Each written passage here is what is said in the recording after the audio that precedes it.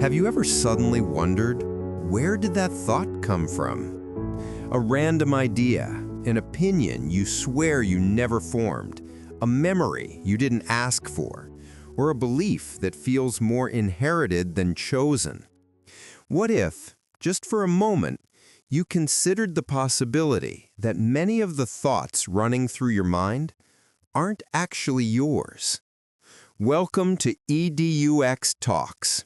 Today, we're diving into a question that shakes the very foundation of who we think we are. Part 1. The mind that borrows. Our brain feels like the most personal thing we have, a private room no one else can enter, a narrator that belongs only to us. But neuroscience tells a different story. Your brain is less like an isolated island and more like a sponge. From the moment you were born, it's been soaking up signals from your parents, your culture, your teachers, your friends, your environment, and now, more than ever, from your screens. Research shows that up to 95% of your daily thoughts are automatic, recycled from yesterday. Not freshly chosen, not consciously constructed, just reruns. So the question becomes, if most thoughts are recycled, who wrote the original script? Part 2. The invisible authors of your mind. Think about your idea of success. Did you truly create it? Or did it come from social media, movies, advertisements, and expectations you never asked for? Think about your fears. Some were created by past experiences, but others were handed to you indirectly, from stories, warnings, or someone else's anxiety echoing inside you. Even your taste in music, clothing, food, and humor was shaped by the people around you long before you realized you could choose. Your mind is a collection, a library built by thousands of authors. You may be the librarian, but not always the writer. Part 3. The System 1 Trap. Psychologists describe two systems of thinking. System 1 is fast, automatic, emotional. System 2 is slow, rational, deliberate. Most of your thoughts come from System 1. You don't choose them. They just appear, like pop-up notifications, shaped by past learning. You don't think them. They happen to you. Ever met someone and disliked them instantly for no logical reason? That was System 1. A reflex based on old memories, stereotypes, patterns. Your gut feeling may not be your gut. It may be an old idea you absorbed years ago, still speaking through you. Part 4. Your brain is a copy machine. Your brain learns by imitation. Humans copy facial expressions, accents, habits, beliefs, even emotional reactions. If your friends get anxious easily, you probably absorb that tension. If your family reacts with anger, you may learn to do the same without realizing it.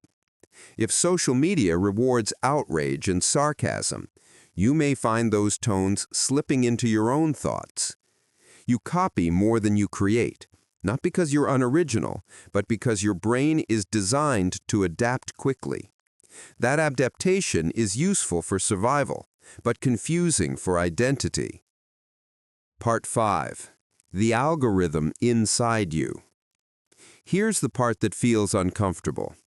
Modern life has created a new invisible author of your thoughts. Algorithms. Every video you watch, every post you pause on, every search you make, teaches the algorithm what to feed you next. Over time, those ideas slowly sculpt your beliefs, moods, and assumptions. You may think, I decided this. But really, the idea may have been placed in front of you 20 times until it felt familiar. And the brain loves familiarity. It confuses repetition with truth. Your opinions may not be chosen, but programmed. Part 6. The illusion of ownership. So, if thoughts can be absorbed, influenced, recycled, and programmed, what part of thinking is truly yours? Here's the surprising answer. Very little. But that's not bad news, because what is truly yours is the ability to choose which thoughts deserve attention. You don't control the first thought, but you control the second thought, the one where awareness enters, the one where you pause and say, "Is this me or something I inherited?" That moment of awareness is where real ownership begins. Part 7. Becoming the author. You can't stop your brain from generating thoughts. You can't stop emotions or memories from rising. You can't fully escape influence, but you can become the editor of your mind. You can question your biases. You can challenge your beliefs. You can filter what you consume. You can protect your attention. You can choose which thoughts become actions and which ones fade. Owning your thoughts isn't about controlling them. It's about recognizing which ones are worth believing. You are the author, not of every thought, but of your response to them. And that is enough to shape your life. Part 8. The final question. So the next time a thought appears, an insecurity, a judgment, a fear, an opinion, a desire, ask yourself, did I choose this or did it choose me? Because the more you notice who your thoughts belong to, the more you'll start creating ones that truly belong to you. Call to action. TED-Ed style, soft and natural. If this talk made you pause, reflect, or rethink something about your mind, make sure to subscribe to EDUx Talks for more eye-opening lessons about how the brain truly works. Your mind is powerful, and understanding it is the first step toward owning it.